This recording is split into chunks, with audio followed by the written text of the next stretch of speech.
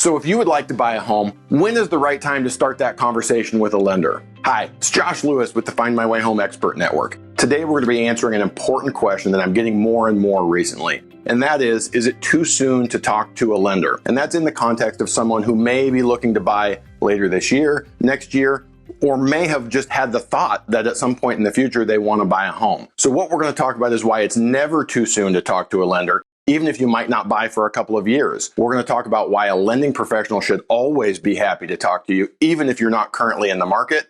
And then we want to talk about what that conversation should look like, what questions you should be asking, and what information should the lender be giving you. What are the main reasons of why you should want to have this early entry conversation well ahead of when you would be interested in actually buying a home? Well, there's a number of reasons. One could be that if you wait, you find out that you don't qualify, and there could be any number of reasons, and those are reasons that we could be working on right now. You also may have some misconceptions. There's a lot of myths around both home buying and the mortgage process. I talked to a gentleman yesterday, a very high income earning doctor, doesn't necessarily have 20% down. His thought was he could only do an FHA loan because he didn't have 20%. Was the furthest thing from the case. So examples like that of just dispelling myths and making sure you have the right information. From there, we're going to work on some ballpark numbers of how much you need to have available cash to close for both the down payment and closing costs. Oftentimes, early entry buyers who are just thinking about it really don't have any idea.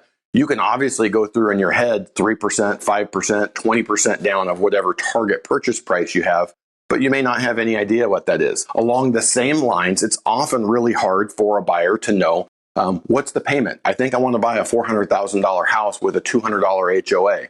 What does the all-in monthly payment look like? How much money or how much income do I need to qualify for that? So these are the questions that we want to answer so that you can be educated on where you want to be and where you are right now, and if there's any gaps for you to cross with that. Another important thing, it's a chicken or the egg question. Do we want to run a credit report at this time? From the mortgage professional side, there's a cost to doing that.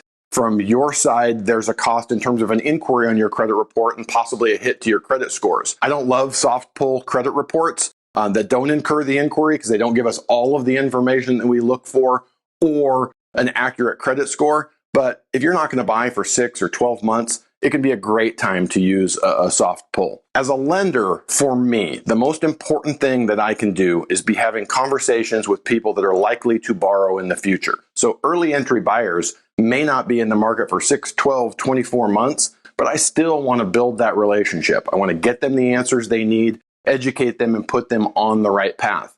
Currently, as of January, February 2021, rates are really low. There's a lot of refinance business. There's a lot of purchase business. So everyone's really busy. If you come across someone who's too busy to have a conversation with an early entry buyer, I would be concerned about that. Because me, as a mortgage professional, I don't know what the market's going to look like 6, 12, 24 months from now. So it's very important for me, again, to always be building those relationships and an early entry conversation with you to answer the questions that you need to get you on the right path. After we have that conversation, you may have ongoing questions, and now we have a dialogue. You can shoot me emails. You can shoot me texts. From my end, we're going to keep you in a system where we're giving you market updates, both on the mortgage market and housing, interest rates, things that you need to be aware of that may be changing or impacting you as a buyer moving forward. In another video, we talked about the difference between pre-qualification and pre-approval and why you always would prefer to be pre-approved, where it may be appropriate to go through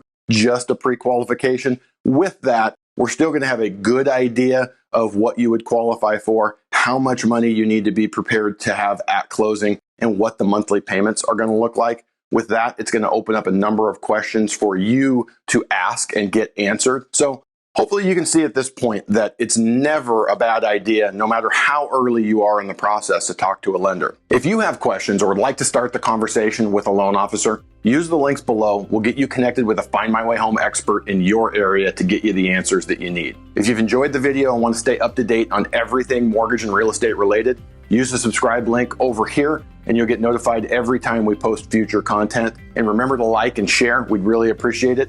Hopefully you found the content valuable, and we look forward to seeing you on a future video.